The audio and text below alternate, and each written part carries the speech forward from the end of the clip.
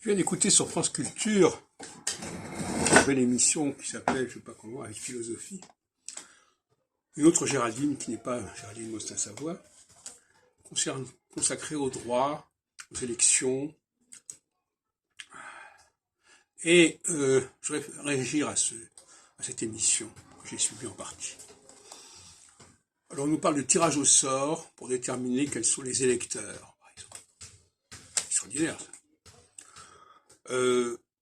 Moi j'ai déjà proposé qu'il ne fallait pas interroger le peuple, parce que le peuple, on en connaît les lois.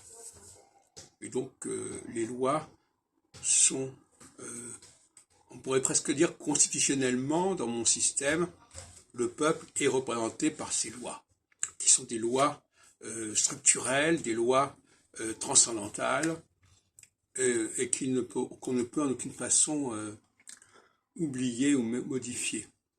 Donc de ce côté-là, en réalité, en n'interrogeant pas le peuple, en sachant scientifiquement ce que pense le peuple et comment le peuple évolue, on va dans le sens du peuple. Deuxièmement, il y a une référence, on oppose d'un côté la capacité de changer les lois et la volonté de connaître l'esprit originel de ces lois, en remontant aux pères fondateurs, etc. Mais il faut bien comprendre que ces textes fondateurs, comme on dit entre guillemets, sont altérés, sont corrompus. Je n'ai cessé de le montrer et de le démontrer au cours de mes entretiens, soit dans les cafés philo McDo, soit dans mes écrits, soit dans mes vidéos. Et encore récemment. Et donc, la capacité à reconstituer un système dans sa cohérence première, c'est quelque chose d'extrêmement précieux, mais qui semble être une chose peu partagée, comme dirait Descartes.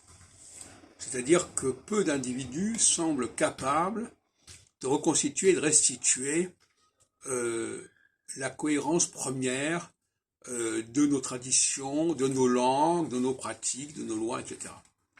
Et justement, c'est cela qui est important. Il est important pour une société de disposer de cette élite, si on peut dire, capable de nettoyer, j'en ai parlé l'autre jour d'ailleurs, de nettoyer ce qui a pu être abîmé, ce qui a pu être corrompu, la crasse qui a pu s'accumuler. Et ce n'est évidemment pas le fait de chacun. C'est le fait de gens qui ont un don particulier.